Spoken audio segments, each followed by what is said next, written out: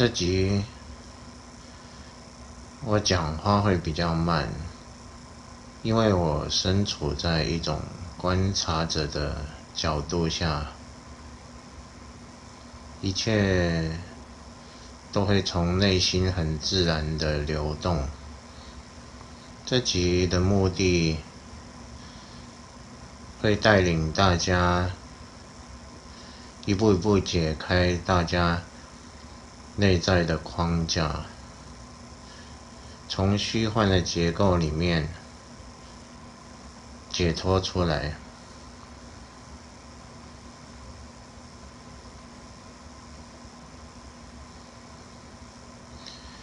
首先，为什么我会处在这样的一个情况，这样的一个能量的层级，这样的一个感觉里面来跟大家讲话？因为我们在这个世界上，我们活在这个虚幻的架构里面，我们想要开悟，想要跳出来，想要登出是有困难的。我们被这个框架会有一种集体意识的引力给拉住，那这个引力会把我们拉向虚幻世界，我们的意识会一直被拉进虚幻世界里面。那当这个影片你们看到的时候，而我保持在这种观察者的角度，它会有一种引力把大家拉出这个框架，拉出这个虚幻世界，它是一个反向的引力。所以影片大家不用太在意我说的话，相反的，大家可以去感受从背后传递出来的那个引力跟它内在的讯息。首先我要说的是，我们这个世界其实是一种共识现实的架构。什么是共识现实呢？这有点像我们小时候在玩扮家家酒。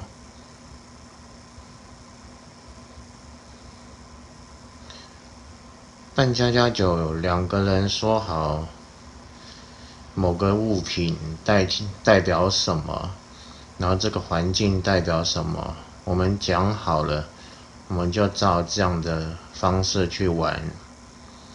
就有点像这个就是杯子，那我们就把这个看成杯子，那我们就把一个容器然后看作是杯子，来我们干杯。这个就是扮家家酒，大家小时候都玩过，这个就是一种共识现实。其实我们的环境里面全部都是共识现实的建构，也就是说，我们从小，我们爸爸妈妈就会教育我们，就会告诉我们，小朋友，这个是杯子，这是用来喝水的哦。小朋友，这个是房子。小朋友，我是爸爸。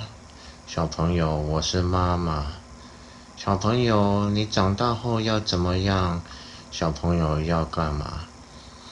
然后我们接触了学校的教育，整套的教育体系也是告诉我们许许多多我们要如何看待这个世界的架构。这些东西就是大家讲好的，也就是我们同意了，我们跟父母亲彼此同意了，好，我以后要看这个叫做杯子，我以后要叫这个叫衬衫，我以后长大我要想办法当医生，我要做什么，我要怎么看待世界。这些所有的东西我们都跟父母亲跟我们的学校老师们跟社会们所有都讲好了，所以我们几乎全世界的人都在这样的一个共识现实下生存，也就是大家都说好了，说好就好了，然后我们用这种方式去看待世界。那这个就是一个游戏，它不是真的。我们不知道世界本来是怎么样的，我们不知道宇宙本来是怎么样，我们不知道生命本来是怎么样，我们只是讲好了这么看待世界，我们就用讲好了这一套活一辈子。这就是现实，就是我们所有人经历的一个过程。这是真的吗？生命真的是这样吗？它背后能感知到的真是像我们所说的这样吗？其实不是这样，所以我们要走出来。我们要怎么走出来呢？首先我们知道我们活在共识现实里，我们活着，我们从早上打开眼睛，一打开我们就会想到，早上起来，天气真好，天气真好，就是一个共识现实的认知。然后看到我的房间，我的房间好乱啊，我的房间也是共识现实的一个结果。所以我们每分每秒不停去解释这个世界，每分每秒都会不停的解释这个世界。那这些解释建构了我们虚幻的人生。我们如何从里面走出来？当我们看到这么多虚幻的解释的时候，我们就活在故事里面。我们连做梦，我们都会活在故事里面。我们会用共识现实所学到的所有的信念、认知去解释故事里面的梦中里面的情节。所以我们24小时连做梦，我们都活在解释当中，活在故事里面。那么故事外面到底有什么？我希望大家亲眼来看看。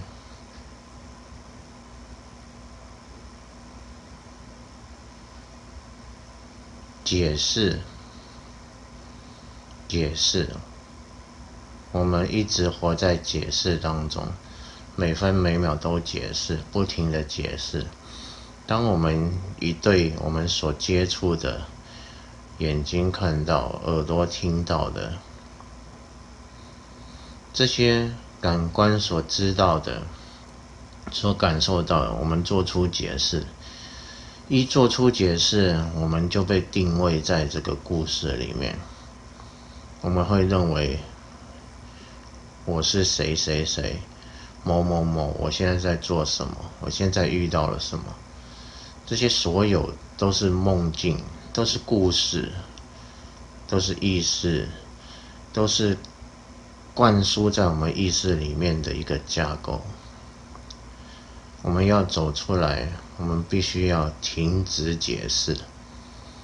其实有点像在看一部电影，我们在目前这个瞬间，大家在看着我说话这个影片，眼前有一个人叫做墨子，我正在看 YouTube 的影片，正在听他说话，这些全部都是解释出来的。那在这个解释外，墨子是什么？你又是谁？一切又是什么？生命又是什么？在这个当下，我们来看看解释墨子你、YouTube，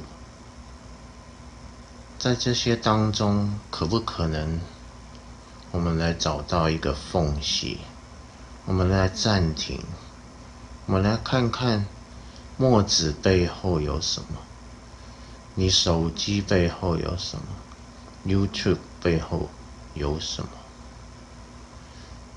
我们现在来看看，请看这里，我们用一点点的时间，3、2、1。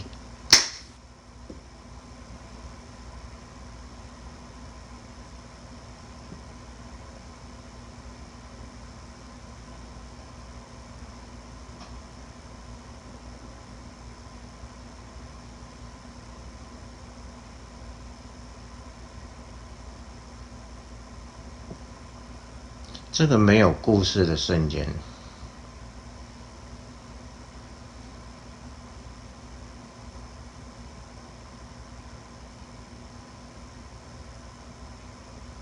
墨子不是墨子，你也不是你，手机也不是手机， YouTube 也不是 YouTube， 什么都不是。但是存在仍然存在，但是没有谁存在在这里。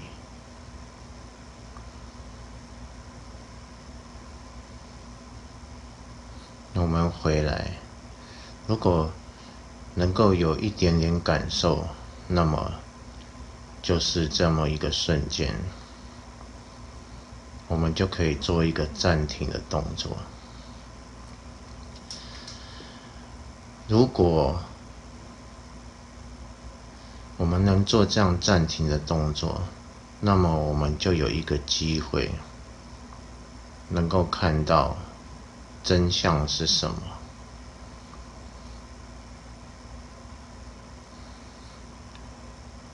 如果有学佛的人，对一部经典一定很熟悉，叫做《金刚经》。我们听过一个故事，禅宗从达摩祖师到了中国之后，一直传1代、2代、3代、4代，传到第6代的时候，有一个祖师叫做慧能，六祖慧能。他在听他师父念《金刚经》的时候，念到了一句话，他就开悟了。那句话叫做因无所住而生其心。这句话其实只要了解前面4个字就可以，因无所住。因无所住的意思是什么？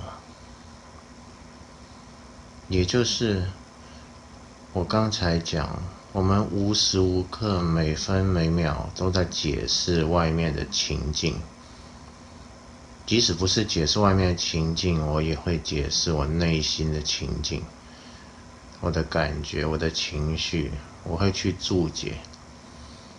因无所住的意思就是应该要无所住。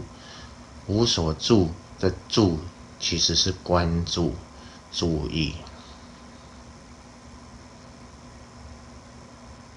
也就是说，当我没有注意任何一个点的时候，这时候我们就能体会到真实是什么。因为其实我们无时无刻在解释的时候，我们会有一个先决条件，就是注意。我们会先注意某个物体、某个情境、某个状态，然后我们做出解释。我们始终把焦点放在一个地方。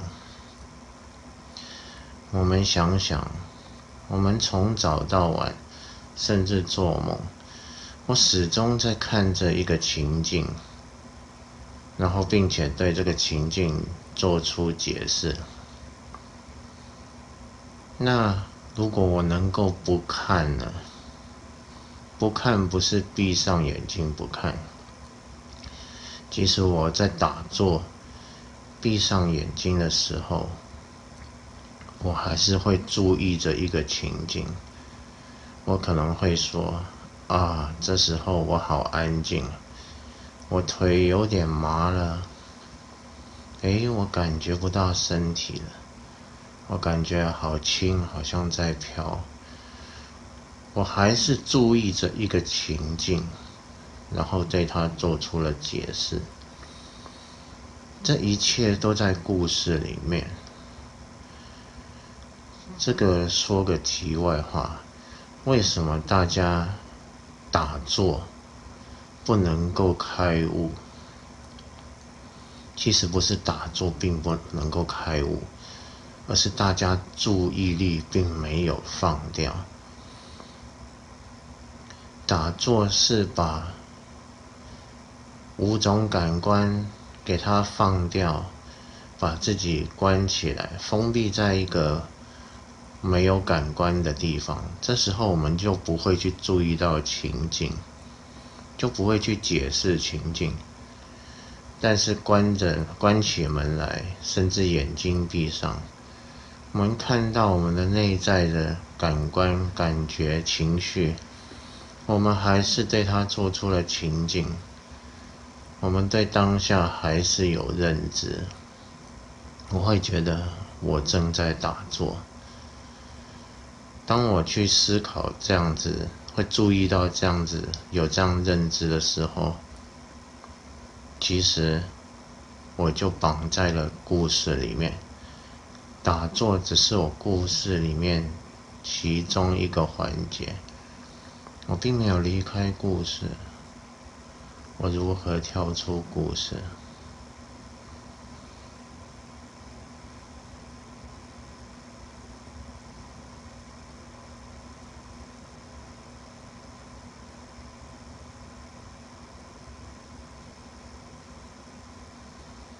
在我这些没有说话的瞬间，其实我提供了一个窗户，一扇门，有一个引力，它是可以让大家摆脱对物质幻象的引力，它带着一种反向的引力。当然，如果去太过关注它，又变成故事。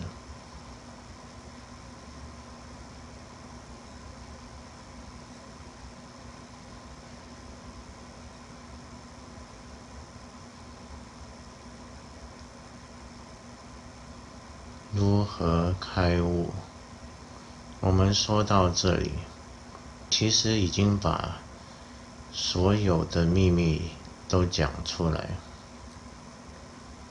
故事外就是开悟，我们不需要做任何的事情，跳到故事外面，因为我们在故事里，在游戏里，我们进行的任何活动都只能存在于游戏当中，存在于梦境当中，存在于故事当中。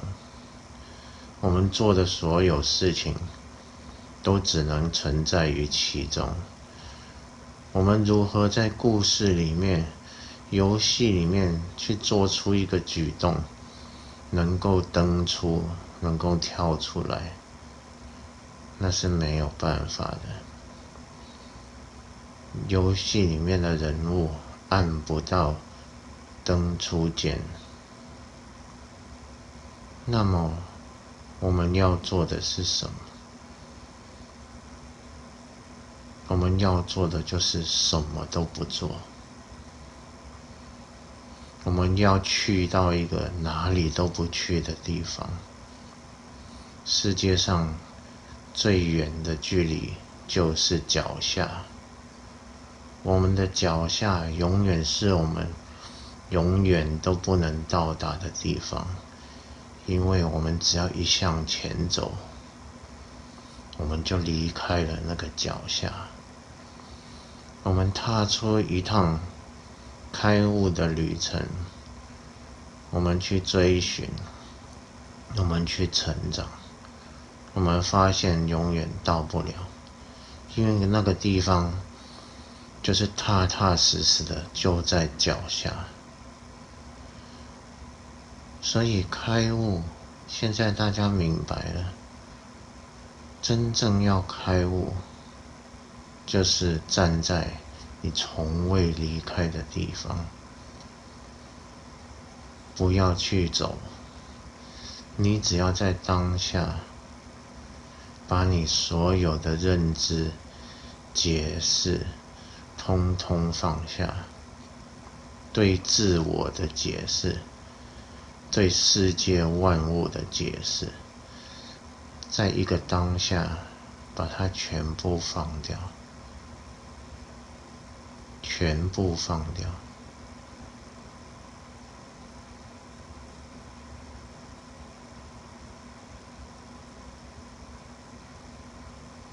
故事外，我是谁？故事外，你是谁？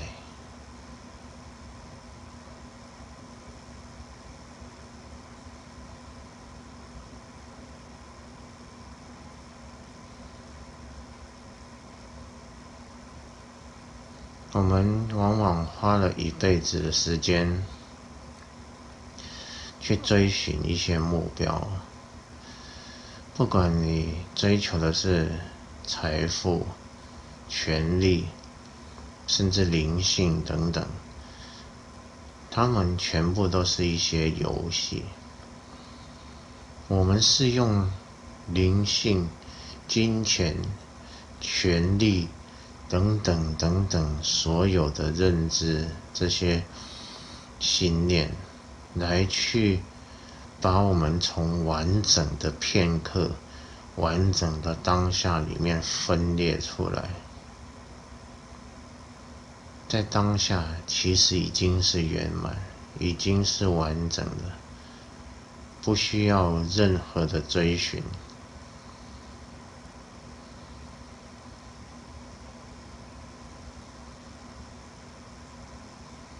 这个讲到我们这个世界有一些存在，有一些生命，他们处心积虑让我们没有办法发现当下的圆满，这是一个秘密。他们设计了很多故事里面的环节，让我们把我们的注意力卡在某些环节、某些情节上面，而注意不到当下圆满的那个空隙。我们其实只要有一点点空隙，思想跟思想间有一点点空隙，解释与解释当中有一点点空隙，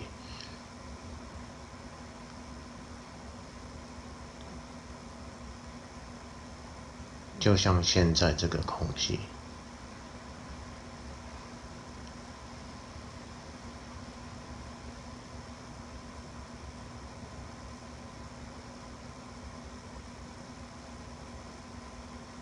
你就可以穿透，你就可以看到故事背后是什么。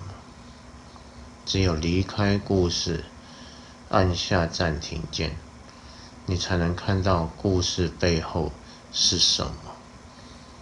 我们不说开悟到底是什么，你得自己来看。说到这里，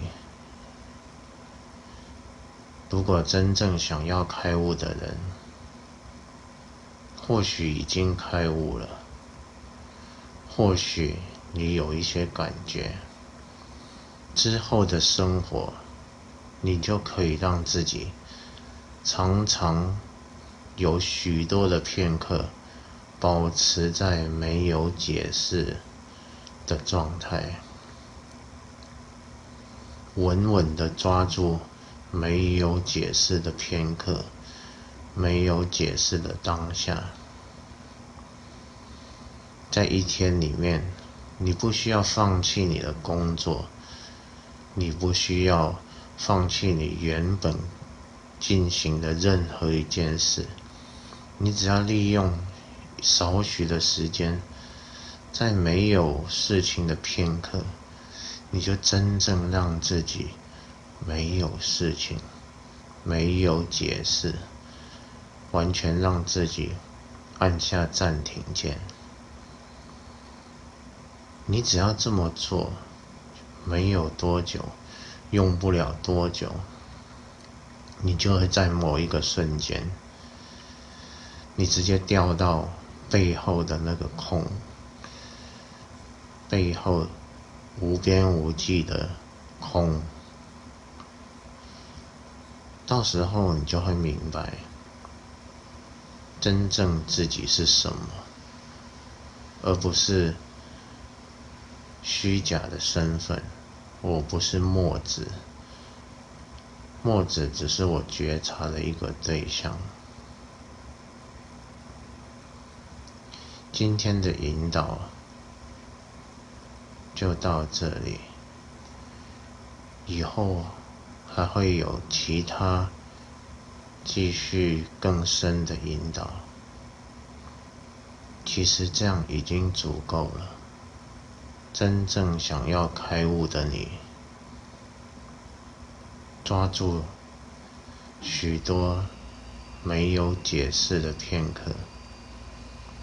我们是被解释而遮住了眼睛，就像我们戴着墨镜来看待世界，我们永远看到的是被渲染过的世界，而不是真正背后的世界。